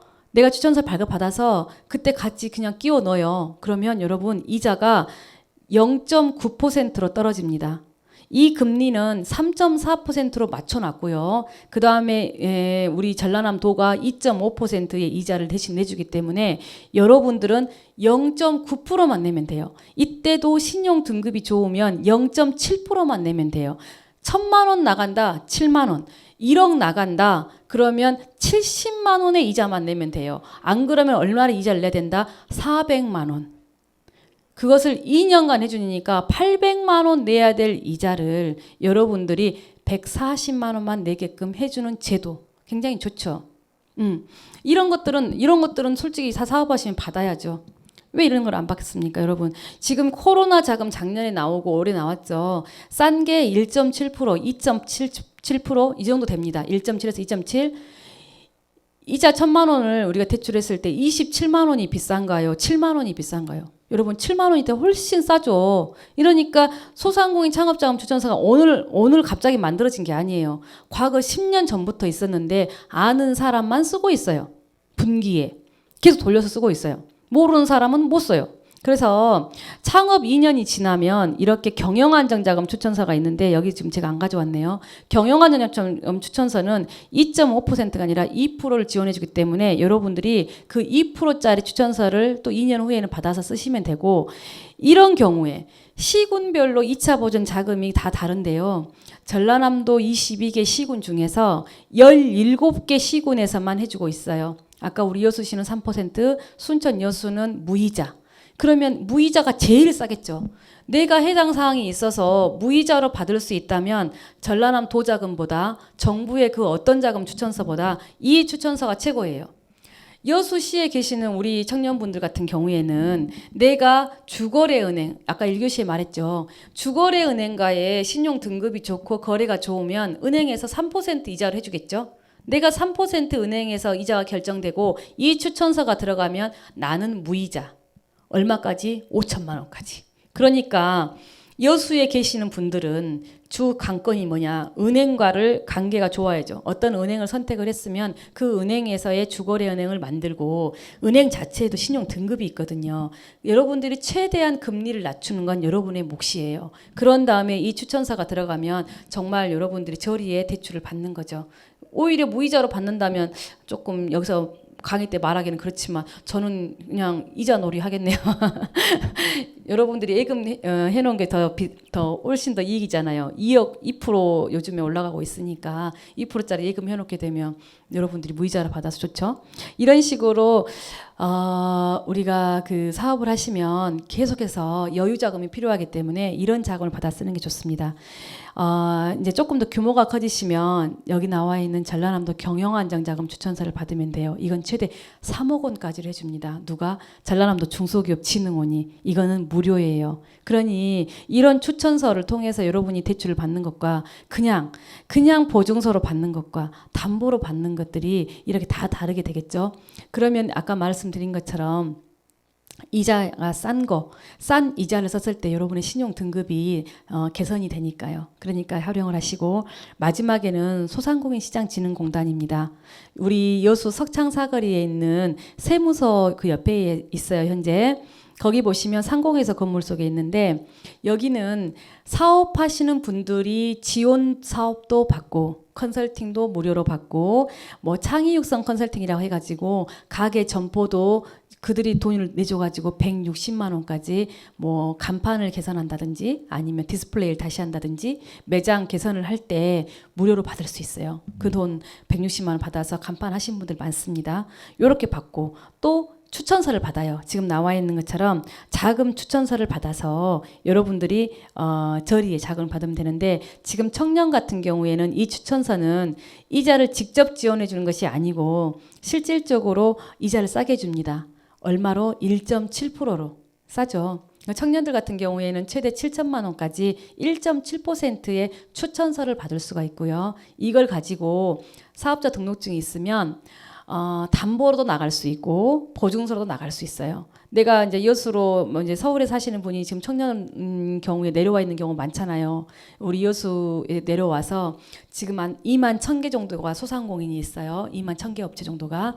그분들이 집담보, 집을 샀어요. 여수에 내려오면서. 그 담보 설정할 때 그냥 나가면 4% 내고 있을걸요. 근데 사업자 등록증이 있으면 이 소상공인 이 추천서를 받아서 7천만 원까지 추천서를 내게 되면 최당 5년까지 이용할 수 있어요. 이 추천서로 여러분들이 1.7% 이자로 쓸 수 있다라는 거죠. 그러면 4%에서 1.7%로 떨어지니까 그 돈이 얼마겠습니까? 이런 식으로 여러분들이 사업했을 때 좀 특례를 받을 수 있는 것들이 있으니까, 좀 전에 말씀드렸던 전라남 도자금, 그 다음에 여수 시자금, 소상공인 시장진흥공단 추천서, 이 세 개의 추천서를 보증서로 대출을 받든 담보로 대출을 받든 어떤 식으로든 대출을 받아서 싸게 여러분들이 이자를 조달 받으시라는 겁니다. 마지막으로 개인 신용 관리 요령에 대해서 설명을 드릴게요. 보시는 것처럼 저희가 이제 신용에 대한 얘기를 쭉 이제 신용 하기 전에 보면 가장 거기 근간에 깔리는 게 바로 여러분의 신용이라는 것이 느껴질 거예요. 신용은 그래서 곧 돈입니다. 지금까지 우리의 신용 등급은 이런 식으로 구성되어 있었어요. 즉 1점부터 1000점까지 요소가 있습니다. 뭐 금융기관의 거래 내역만 가지고 여러분의 신용 등급이 책정되는 게 아니에요. 그것은 일부분일 뿐이고요. 조세, 공공요금, 체납 정보, 뭐 소득 총액, 채무, 개인 재산 모든 것들이 망라돼서 1000점을 구성하고 있었고, 작년까지는 이것을 등급으로 표출했어요. 1등급, 2등급, 3등급. 그랬더니 어떤 문제가 생기냐면 1000점으로 세분화해서 표출되게 되면 내가 받지 않아도 될 불이익을 그룹핑을 해서 등급으로 묶여버리니까 내가 옴짝달싹 못하게 그 그룹 속에 들어가 있던 것 때문에 최고치, 최저치가 무시된 채로 내가 등급 적용을 받다 보니까 불이익을 받았어요. 즉 그 말이 이 말이에요. 보다 세분화된 개인 신용 평가 점수, 즉 점수로 전환을 해가지고 나에게 불이익을 줄이겠다. 이게 올해부터의 금융기관의 방침입니다. 조금 더 쉽게 설명드리면, 과거에는 똑같은 점수 662점이 나왔는데 신용 등급인 7등급으로 표출이 되다 보니까 은행에서는 6등급 이상부터 대출이든 카드든 만들어줘요. 그러니까 A은행, B은행, C은행은 모두 6등급 이상이 아니어가지고 대출도 안 돼, 카드도 안 만들어줘, 아무것도 안 해줬어요. 그런데 올해부터는 등급이라고 표출하지 않고 점수라고 말합니다. 그러니까 662점인 똑같은 사람이 A은행에서는 안 되겠죠. 664점이었으니까. 그러나 B은행, C은행에서는 이제 가능해서 대출도 받을 수 있고 카드도 발급받을 수 있고 이런다라는 거예요. 그래서 여러분이 이제 나는 점수, 그러면 내 신용 점수가 몇 점이지? 이게 궁금해지셔야 정상이겠죠. 우리의 신용 점수는 혹시 여러분들이 핸드폰에서 토스에서 조회하시는 분들이 계실 거예요. 토스에서 조회하는 신용 등급은 우리 금융기관에서 공통으로 쓰는 등급이 아니에요. 오른쪽에 나와 있는 K12 기준입니다. 즉 코리아 크레딧 뷰로라고 해서 여기 등급은 기업 데이터 중심으로 돼 있어요. 여러분들은 왼쪽에 나와 있는 나이스 등급으로 평가를 받습니다. 신용보증기관도 그렇고요. 금융기관도 그렇습니다. 자, 그러면 나이스가 물어본 대로 여러분들이 관리를 해줘야 여러분의 신용 등급이 개선이 되겠죠. 자, 어떻게 돼 있냐면 나이스는 상환 이력 정보에 맞춰져 있습니다. 즉 무슨 말이냐면 대출을 했으면 연체 없이 잘 갚은 이력, 연체가 있으면 안 돼요. 상환 이력 정보의 가중치가 무려 40%이기 때문에 여러분들이 이거를 주의하셔야 되지. 오른쪽에 나와 있는 코리아 크레딧 뷰로 같은 경우에는 현재 상태의 부채 수준이기 때문에 다 떠나서 내가 지금 부채가 얼마 있느냐, 지금 빚이 얼마 있느냐에 더 주안점이 가중치가 높아요. 그러니까 여러분들이 대출을 하고 여기에 대해서 이자 연체를 하지 않는다. 이게 가장 큰 요소다라고 이해하시면 되겠고요. 신용 등급 조회를 한다라는 사실만으로 과거 2011년에는 등급이 떨어졌습니다. 그러나 이제 등급이 떨어지지 않아요. 2011년 10월 이후부터 개선이 돼서 안 떨어지니까 여러분들이 신용 등급 조회를 해보셔야 돼요. 자, 그러면 지금 밖에 나가서 여러분들이 신용 등급 조회를 하시게 되잖아요. 그러면 나이스에서 38,000원을 받아요. 좀 비싸죠? 근데 여러분들이 무료로 받을 수 있는 곳이 있어요. 아까 기억나시나요? 파인 사이트에 중간 정도 보면 서민금융 1332가 나와요. 여기를 조회하시게 되면 밑에 보면 무료 신용정보제라고 있죠. 여기에서 K12가 아니라 나이스로 조회하시게 되면 여러분들이 무료로 신용 등급을 알 수가 있고 등급 안 떨어지고 체험하기 거기를 눌러보시면 이제 나이스 여기를 눌러보시면 바로 체험하기가 들어가거든요. 그리고 전 국민 신용 조회를 1년에 딱 3번 4개월에 한 번씩 무료입니다. 1년 내내 무료로 해주는 것이 아니라 4개월에 한 번씩 내가 무료로 할 수 있고 이 돈은 금융감독원이 나이스에 대신 대납해줘요. 이 돈은 어디서 나온 거냐? 여러분 세금입니다. 그러니까 여러분들이 세금이 어디에 쓰이고 있는지를 아셔야지 세금은 세금대로 내놓고 38,000원 줘야 할 땐 또 돈 내고 이러면 좀 곤란하죠. 여러분들이 이렇게 해서 사용하시고 이런 식으로 나옵니다. 조회를 하시면 신용평점 및 등급에서 1000점 만점에 920점. 이거 제 겁니다. 제가 신용 1등급이에요. 왜 1등급이냐? 저는 직장생활을 오래 했기 때문에 계속 신용카드만 그냥 사용했어요. 신용카드를 오랫동안 연체 없이 사용한 내역도 바로 신용 등급을 올릴 수 있는 요인인데요. 저는 이제 920점인데 우리 신용 등급이 1등급부터 10등급까지가 있는데요. 1등급부터 2등급 차이는 지금 보시는 것처럼 40점 차이밖에 안 나요. 2등급의 점수가 880점부터예요. 3등급도 40점밖에 차이 안 나요. 그런데 6등급은 점수 차이가 무려 200점 차이가 납니다. 그러니까 6등급이라고 해서 다 같은 6등급이 아니에요. 그러니까 여러분들이 6등급에서 5등급 올라오기가 힘들지 그때부터는 굉장히 빠른 속도로 개선이 될 수 있는데 우리가 여러분 개인회생, 파산 뭐 이런 얘기 들어보셨죠? 이런 거 받고 나서 다시 경제활동을 하는 시기인 뭐 5년 지나고 7년 지나서 세상에 나와서 다시 받는 등급이 6등급이에요. 그러니 6등급이 제로 등급인지는 아시겠죠? 그럼 7등급은 마이너스 등급이죠. 그러니까 금융기관에서 대출을 안 해주는 겁니다. 여러분들이 그러면 6등급이었을 때 빠르게 그러면 어떻게 하면 신용을 개선시킬 수 있는지 제가 오늘 이제 쭉 설명을 드릴 거예요. 이걸 조회하시게 되면 상세 현황 확인이라고 해서 무엇 때문에 내가 뭐 점수가 바뀌고 있는지가 나옵니다. 저는 최근에 대출을 했어요. 그랬더니 변동 정보에 대출 정보에 변동이 뜨죠. 여러분들이 만일에 공공요금을 체납을 했어요. 이렇게 그러면 이 미변동이 변동으로 바뀔 겁니다. 내가 무엇 때문에 이렇게 등급이 떨어지고 있는지를 알아야 관리가 되잖아요. 그러니까 이것들을 활용하시면 되고요. 그러면 이제 신용 평점을 어떻게 하면 올리는지를 말씀을 드릴게요. 내 신용 등급을 봤더니 나 지금 4등급이야. 어떻게 올리지? 크게는 이렇게 긍정적인 요소가 있습니다. 대출금을 잘 갚은 이력부터 해서 신용카드 사용, 뭐 금액, 뭐 연체 상환 이런 것들이 쭉 나와 있는데요. 조금 상세적으로 설명을 드릴게요. 여러분들이 대출금을 연체하지 않고 성실하게 상환하는 정보는 긍정적인 요소로 미치는데, 예를 들자면 혹시 여러분 햇살론이라는 그 상품 이름을 들어보셨을까요? 햇살론은 두 그룹핑에서 다 가능한데요. 직장인은 직장인 햇살론이 가능합니다. 우리 사업하시는 분들은 사업자 햇살론이 가능해요. 직장에서 햇살론을 받으시는 분들은 내 신용 등급이 너무 낮아서 금융기관에서 대출을 안 해주잖아요, 여러분. 그러면 뭐 카드론 현금 서비스 이런 거 쓰지 마시고요. 서민금융진흥원에 문의를 해서 직장인 햇살론을 받으십시오. 그러면 금리는 4% 후반부터 한 6%, 7% 정도 됩니다. 여러분 카드론 현금 서비스는요, 이자가 20%가 넘어가요. 그래서 이렇게 1금융권에서 대출이 안 되시는 분들을 위해서 정부가 만든 햇살론이라는 상품이 있어요. 신용 등급이 낮으신 분들이 일단은 햇살론을 받으세요. 우리 사업자 같은 경우에도 사업자 햇살론을 받으세요. 그리고 이것을 잘 갚으시게 되면 여러분들이 별도의 가점을 줍니다. 왜? 서민금융이 말 그대로 서민이잖아요. 이렇게 어려운 상황에서도 연체 없이 잘 갚은 것 보니까 너무너무 기특하다. 얼마나 어려웠을까. 이래서 가점을 줍니다. 학생들요. 학자금 대출 진짜 많아요. 뭐 한국장학재단 해가지고 학자금 대출 많이 받죠.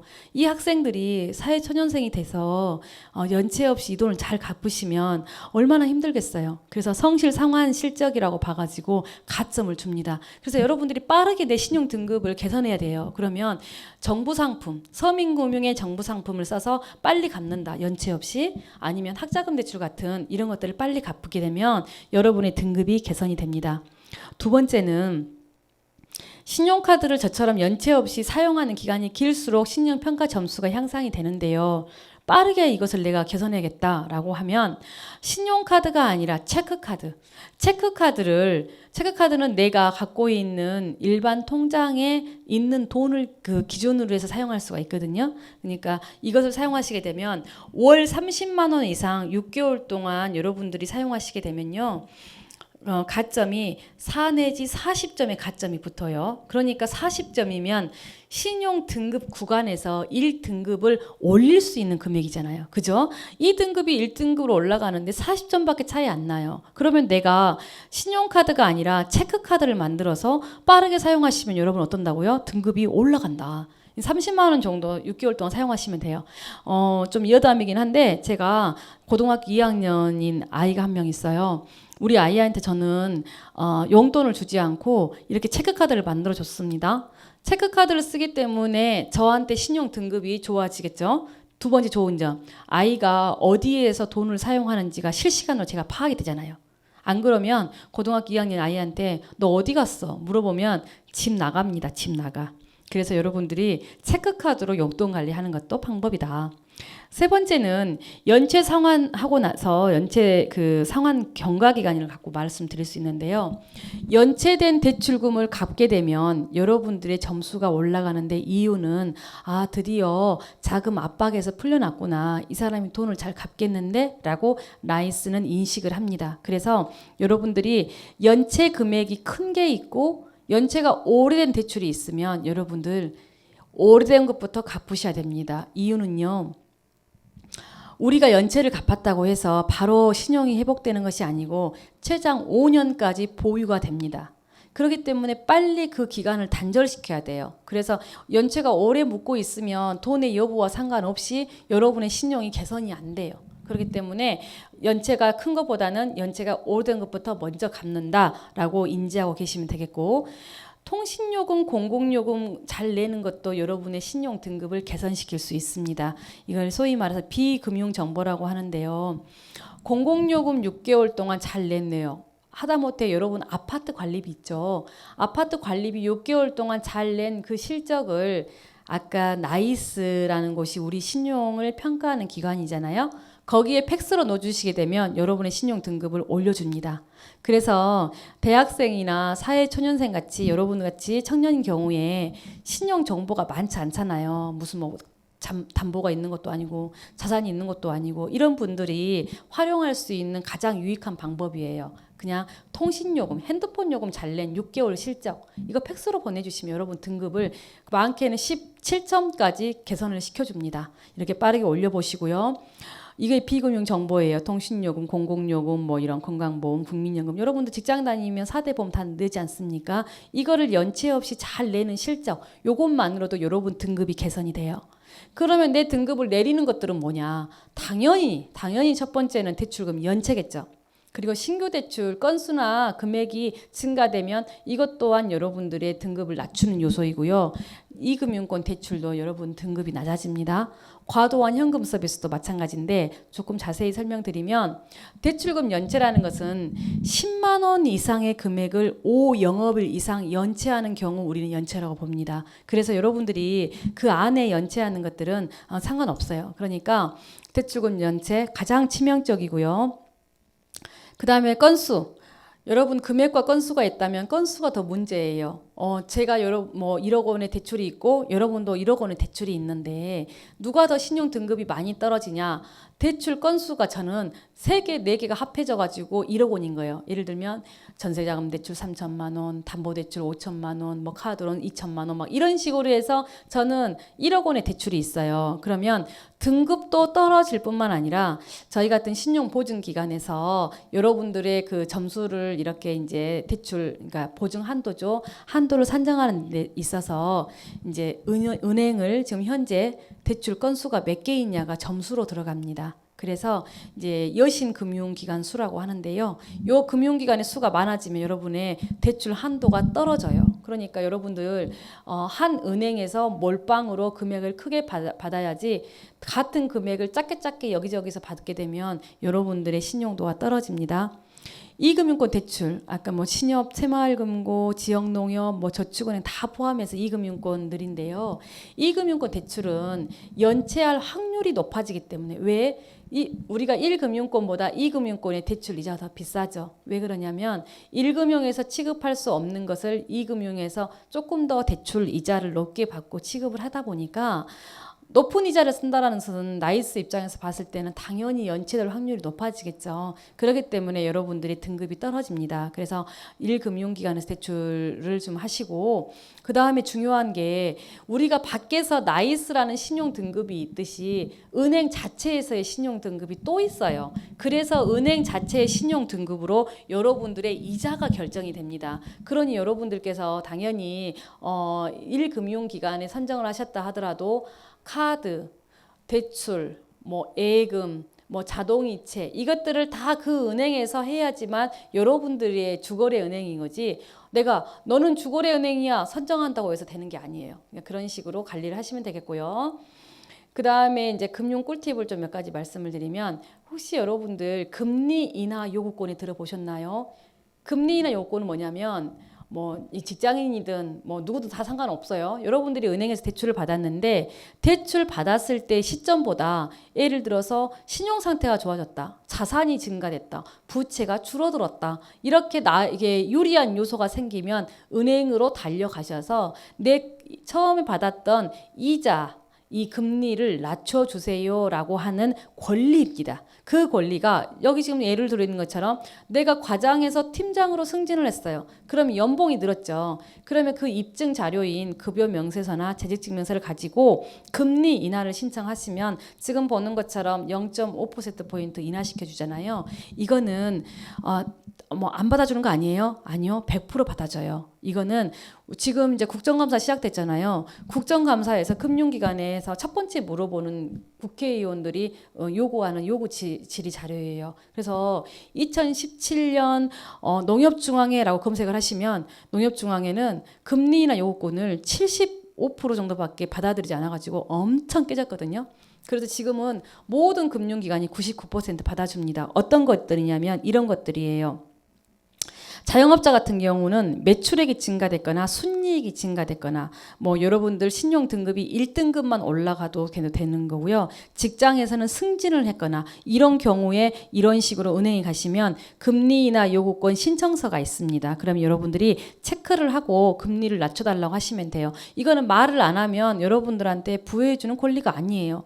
근데 지금까지 금융기관에 가시면 이거 한 번도 못 보셨다는 분들이 많은데 오늘 가보시면 있어요. 어디에 있냐면 우리 대출하는 대북의 직원들 사이에 지금 칸막이가 있는데 칸막이 사이사이에 이걸 다 붙여넣게 돼 있어요. 안 알려주니까 금감원에서 의무적으로 다 붙이라고 했어요. 그랬더니 얘네들이 붙여놨는데 여러분들이 이 권리를 모르시니까 지금까지 어떻게 생각하시냐면 봐도 하얀 건 종이고 까만 건 글씨다 하고 그냥 지나가는 거예요. 근데 오늘 가면 이제 보여버려요. 왜? 이 권리를 알았기 때문이겠죠. 그래서 지금 이제 금리가 상승되고 있기 때문에 이럴 때 금리를 낮추는 것이 여러분들의 관건이겠잖아요. 이 금리나 요건 청구해서 여러분들 이자가 급등하게 올라가지 않도록 여러분들이 관리를 하세요. 4차 산업혁명이란 얘기를 굉장히 많이 여러분들이 들어보시고 새로운 직업이 창출될 것이다. 이런 얘기를 많이 들으실 텐데요. 지금 여러분 4차 산업혁명이 우리나라는 2010년부터 굉장히 조금 이제 화두가 되고 있는 용어로 떠오르고 있어요. 우리가 18세기의 증기기관, 뭐 1차 산업혁명 이런 식으로부터 시작이 됐었죠. 지금 4차까지 이르렀는데 저는 이 컴퓨터 인터넷인 3차 산업혁명기에 막 활동을 많이 했던 세대인 것 같습니다. 즉 20세기 후반에. 그런데 여러분 지금 청년으로 앉아 계시는 분들은 제 아이는 태어나자마자 인터넷을 경험을 했어요. 저희한테는 인터넷이 제가 1996년, 7년 정도에 인터넷을 경험하기 시작을 했고 그때 이메일이랑 처음 만들었습니다. 그런데 지금은 4차 산업혁명기에서는 이미 인터넷을 뛰어넘어서 우리의 뇌보다 더 훨씬 지능적인 AI 기술을 핵심으로 해서 금융이라든지 이런 모든 것들이 이루어지고 있죠. 그래서 지금 여러분들이 쓰고 있는 토스도요. 결국은 우리 청년들이 만들었어요. 청년창업사관학교라고 중소벤처기업진흥공단에서 청년창업사관학교를 운영하는데 거기에 얘네들이 금융 핀테크의 어떤 아이디어 차원으로 갖고 들어왔어요. 근데 지금 토스라는 굉장히 거대 규모의 인터넷 은행을 만든 거죠. 그리고 작년에 금융기관에서 근무하고 있는 직원들을 대거 스카우트에 갔습니다. 그래서 토스는 아주 계속해서 커 나갈 거고 뭐 요즘 카카오페이 뭐 인터넷 은행들 굉장히 많죠. 그래서 오프라인 은행들은 굉장히 어려워질 수밖에 없고 새로운 변화 혁신을 가지지 않으면 이 4차 산업혁명기에 살아남기가 좀 힘들 거라고 저는 솔직히 예상이 되고요. 제가 오늘 이제 이 시간 동안 이제 몇 분 좀 한 20분 남았는데요. IoT부터 시작해서 여러분과 로봇, AR, VR, 뭐 AI와 관련된 이 우리 2030년의 미래의 어떤 모습인지 여러분들 보여드리려고 합니다. 여러분 2030년이 굉장히 궁금하시죠? 저도 궁금해요. 근데 여러분 과거는 우리가 현재 이 상태에서를 바라보면 과거에서 바라보았을 때 오늘 현재는 미래지 않나요? 마찬가지죠. 오늘 현재에서 바라보았을 때 미래가 궁금하면 여러분들이 이걸 알려고 하면 과거를 떠올려 보시면 돼요. 저는 제 얘기를 간단하게 하자면 2001년에 입사해서 첫날 회사에 갔는데 제가 깨달았어요. 이 회사에서는 반드시 퇴직을 해야겠다. 난 이 회사에서 끝까지 다닐 수가 없겠다. 이런 생각이 들었어요. 근데 제가 IMF 직구 세대라서 사실 제가 고시 공부를 하다가 왔는데 갈 곳이 없었어요. 나이도 이제 들어가고 있고 뭐 아예 직장이 없어요. 그때는. 그러다 보니까 제가 들어와서 법학으로 제가 원래 전공은 법학인데요. 법학으로 할 수 있는 게 없는 거예요. 뭐 판사, 검사, 변호사 되지 않고는 아니면 공무원. 그래서 제가 검색을 해봤어요. 궁금했거든요. 내 미래에 어떤 모습으로 살아가야 될까? 그랬더니 경영학 쪽이 굉장히 저한테 맞는 것 같더라고요. 제가 하려고 하는 것들이. 그래서 2010년이 됐어요. 회사에서 10년 다니니까 더 이상 제가 할 게 없다라는 생각이 들었어요. 이제는 그냥 반복적인 일일 뿐이지. 그래서 2010년에 조회를 해봤어요. 5년 후에 유망직종. 2015년에 유망직종이 뭘까라고 검색을 했더니 지금부터 5년, 7년 전의 일이에요. 경영 컨설턴트 마케팅 전문가가 4위, 5위 이런 식으로 계속 뜨는 거예요. 2010년에 조회했을 때. 아니 이런 것들이 뭔데 이렇게 뭐 유망 직종이란 말이야. 2015년에. 제가 진짜 너무 궁금해지기 시작하다 봤더니 외국에서는 미국이라든지 이런 데서도 항상 이제 뭐 10년 후에 유망 직종이 뜨지 않습니까? 항상 이 경영 컨설턴트가 뜨더라고요. 여러분 2021년 대한민국을 살고 있는 여러분 오늘 여러분들이 제일 많이 들어보는 용어가 아마 컨설턴트일 거예요. 경영 컨설턴트, 정치 컨설턴트, 이미지 컨설턴트, 병원 컨설턴트, 온갖 컨설턴트란 말을 붙입니다. 즉 AI가 따라올 수 없는 분야가 컨설턴트 분야더라고요. 저는 그때 당시에는 왜 AI는 못 따라올까? 2010년에 우리가 AI란 말이 나오기 시작을 했거든요. 약간 좀 트렌드 있게. 그때 당시에도 왜 AI가 못 따라갈까라고 했는데 제가 나와서 지금 한 2년쯤 좀 돼가고 있어요. 컨설팅 업무를 하고 있죠. 근데 AI가 못 따라와요. 왜냐하면 심리가 들어가 있어요. 컨설팅에는. 지금 제가 오늘 강의를 하고 있는데 우리 주창원 선생님부터 서민 선생님, 김지원 선생님 다 들어와 계시는데 제가 만일에 금융에 대한 컨설팅 솔루션을 제공하잖아요. 모두에게 다르게 제공할 거예요. 그러면 AI는 이걸 못하냐? AI는 한계가 있어요. 왜? 우리 서미선 선생님께서 살아온 인생 전반의 굴곡이 우리 김지원 씨와 다르거든요. 현재 처해 있는 상황이 달라요. 거기까지를 AI가 파악해내기가 힘들고요. 우리가 심리를 상담을 하려고 하면 우리가 심리학적 용어로 라뽀라고 하거든요. 서로가 믿고 신뢰할 수 있는 라뽀가 형성이 돼야 되는데 AI와 그게 형성되기가 좀 쉽지 않습니다. 제가 서미선 선생님하고 라뽀가 형성이 되면 미선 선생님께서 본인이 처한 환경을 그대로 얘기를 하게 될 거예요. 저는 그러면 그 사실적인 그 사실을 들어야 정확한 처방을 내릴 수 있어요. 병원에 가서 머리가 아픈데 자기가 배 아프다고 와봐요. 의사가 제대로 처방할 수 있나요? 없어요. 마찬가지예요. 그래서 컨설팅의 업무는 마케팅의 업무는 지금 나와 있는 금융 자산 운용가가 일이지 않습니까? 이런 것들이 절대 AI가 따라올 수 없구나 저는 느꼈죠. 그러니까 데이터 산업으로 해서 금융 자산 운용가 그러면 마치 데이터만 갖고 갈 것 같죠. 그렇지 않거든요. 이제 그런 것들을 여러분들이 창업이든 창직이든 지금의 근무하고 있는 곳에서든 여러분이 한번 적용을 해보시라는 거예요. 저는 인생 3모작을 그래서 이렇게 준비를 했습니다. 1모작에는 20년, 2모작에 20년, 3모작에 20년을 설계를 해놓고 1모작에 20년만 다녀야겠다. 신용보증재단에서 취업을 해서 직장인으로 살아야겠다. 2모작에는 사업 영역으로 창업을 해야겠다. 20년 동안 교수, 강사, 컨설턴트를 하면서 이 영역을 한 다음에 제가 3모작 때는 너무도 다른 예술인입니다. 예술인. 서양 화가를 하려고 좀 너무 안 어울리죠. 근데 여러분들이 이 그림을 보시면 어울린다 생각하실 거예요. 제가 그린 그림이에요. 잘 그렸죠? 저 혼자 말하고 혼자 그냥 대답하네요. 제가 2년 전부터 그림을 시작을 해서 이렇게 그림을 그리고 있어요. 그래서 매주 일주일에 한 번씩만 가서 2시간 정도 그림을 그리는데요. 제 인생 3모작에는 이렇게 화가로 살 거기 때문에 제가 그림을 그리고 있어요. 굉장히 잘 그리지 않습니까, 여러분? 자화자찬일지 모르지만 그림을 잘 그리고 있어요.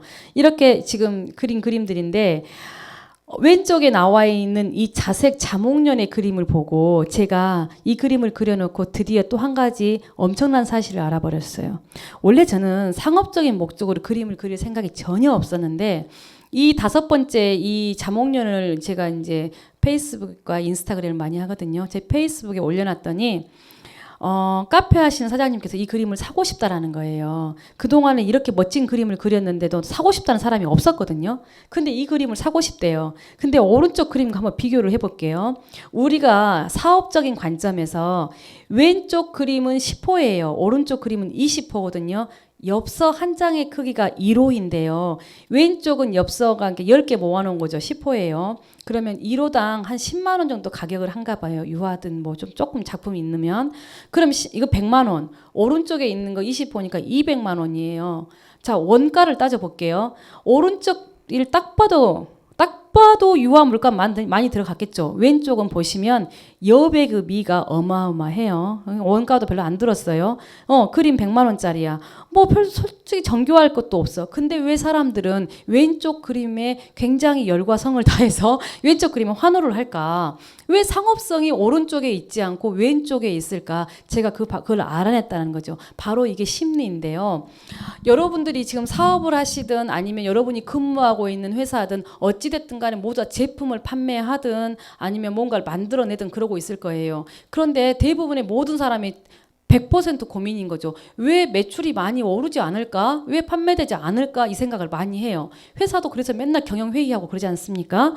그런데 그러면 결론은 뭐냐면 내 중점으로 만들어낼 것이 아니라 고객 중심으로 만들어내야겠죠. 무엇이든 됐든 상품이든 서비스든 오른쪽은 고객 중심이 아니고 왼쪽이 고객 중심이라는 거예요. 즉 이 그림을 파악을 해보니까 40대 50대 여성들이 이 그림을 사고 싶어 해요.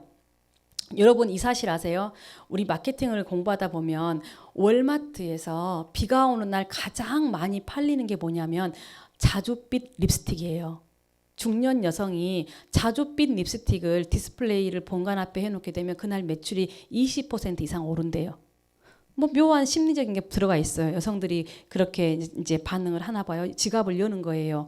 이 자줏빛이 주는 오묘함에 여성들이 40대, 50대가 반응을 했고요. 두 번째는 이 공간의 미, 여백의 미가 뭔가를 여성들은 채워주려고 하는 모성애가 있어요. 그래서 이 공간을 굉장히 거기에 마음을 쏠리고 있고 이 흐드러지고 있는 이 나뭇잎에 이 줄기에 본인의 그 갸냘픈 20대의 청춘이 녹아있는 듯해요. 제가 심리적으로 파악을 해보면. 그래서 이 그림을 사겠다는 사람들이 너무 많은 거예요. 그래서 제가 이제 산모작에는 편안하게 여생을 살려고 했는데 이제 그럴 수가 없을 것 같아요. 왼쪽에 나와 있는 자색 목련을 1년에 한 100장씩 그려가지고 이걸 판매할 계획이에요. 어때요, 여러분? 이게 바로 사업이죠.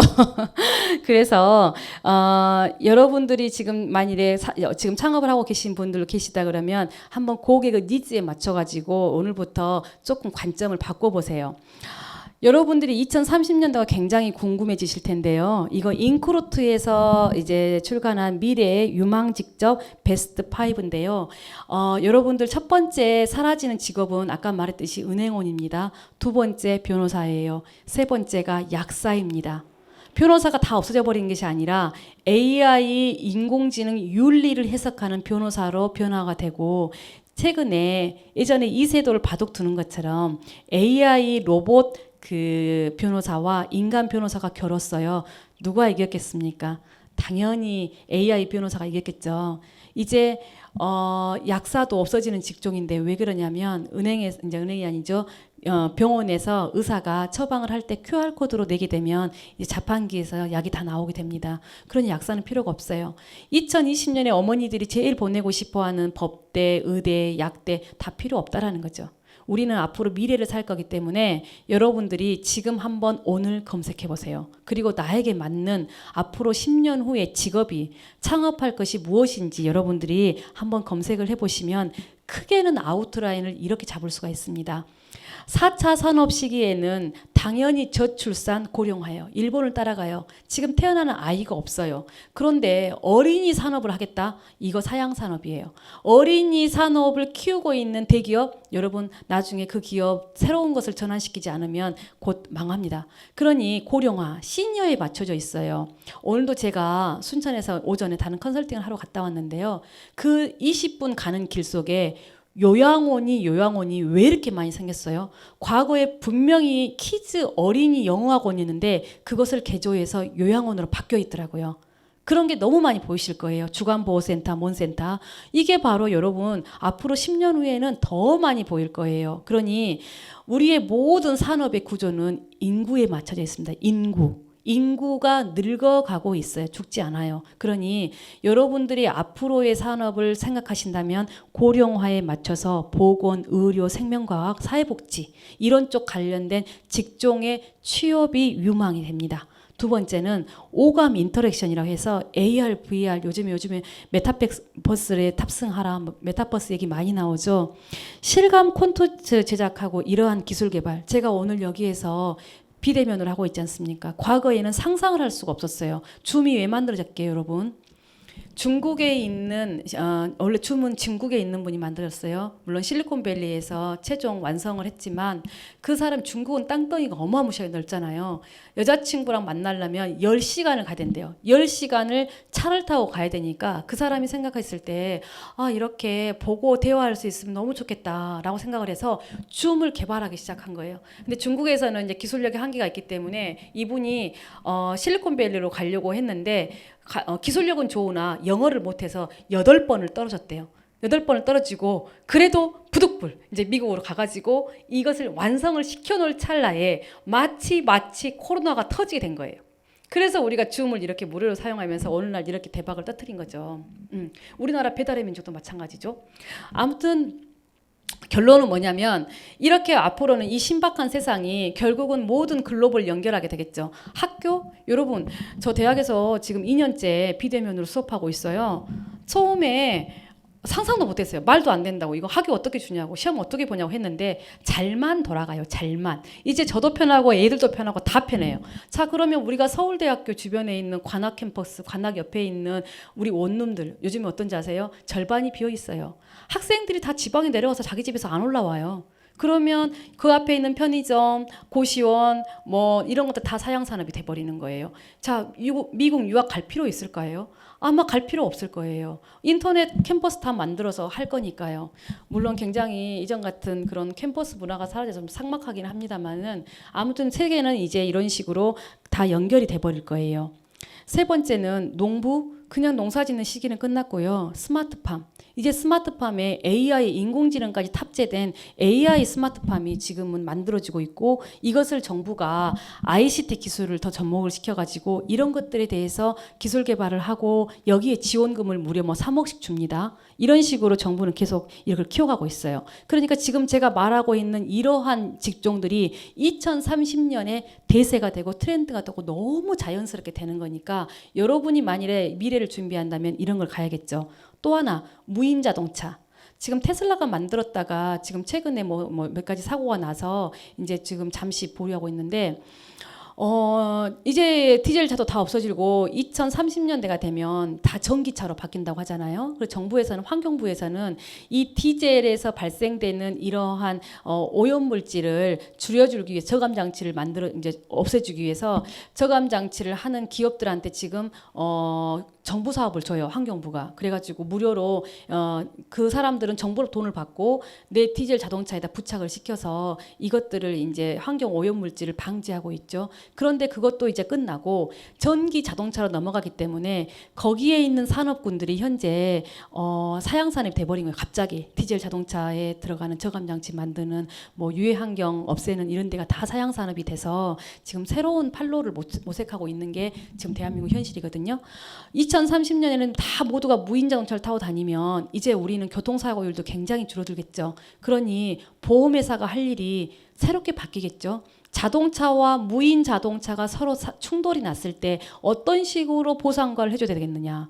자동차를 만드는 테슬라 같은 자동차를 만드는 기업한테 책임을 물을 것인가, 아니면 인공지능을 만든 기업한테 책임을 물을 것인가, 아니면 그걸 작동시킨 개인한테 물을 것인가. 그게 바로 요즘에 법에서 가장 중심이 되고 있는 화두입니다. 누구에게 책임을 물을 것인가. 기술이 발달되는 것보다 이게 그러니까 제도가 바뀌는 것보다 기술 발달이 훨씬 빠르기 때문에 법 제도가 못 따라가요. 그래서 지금 굉장히 분쟁이 지금 일어나고 있는 경우죠. 그래서 아무튼간에 무인 자동차가 생겨나면서 없어지는 것들이 굉장히 많을 거고 지금 없었던 것들, 뭐 GPS라든지 레이더라든지 이런 것들이 굉장히 더 크게 성장하겠죠. 그러면 이런 기업에 여러분이 취업을 하셔야겠죠. 만일에 주식을 한다면 이런 쪽에 투자를 하셔야겠죠. 세 번째 말은 여담이에요. 주식은 조심해서 하셔야 됩니다. 이제 반려동물. 우리나라 인구의 4분의 1이 반려동물을 키워요. 저도 반려동물을 그래서 키우고 있지 않습니까? 트렌드에 맞게 말티즈를 5년 전부터 키우고 있어요. 그러니까 사료용품, 의료, 패션, 장묘, 지금 반려동물 장묘사가 뜨고 있죠. 그래서 반려동물 장례식장이 만들어지고 수의, 뭐 장례식에 필요한 꽃 이런 모든 것들이 만들어지고 있어요. 시터라든지 레저 다 모든 분야에서. 그러니까 여러분들이 또 도전을 이쪽으로 해보실 수도 있고 사회복지사 이건 절대 AI가 못 따라가죠. 그래서 이런 부분들이 앞으로 뜰 고령화 사회에서 각광받을 수 있는 그런 산업들입니다. 여러분들이 이런 쪽에 한번 오늘 다시 생각해 보시고 인생을 다시 한번 설계해 보시면 참 좋겠다라는 생각이 듭니다. 제가 이제 오늘 강의는 여기까지 끝마치고요. 여러분께 드리고 싶은 얘기는 이 사진 보이시나요?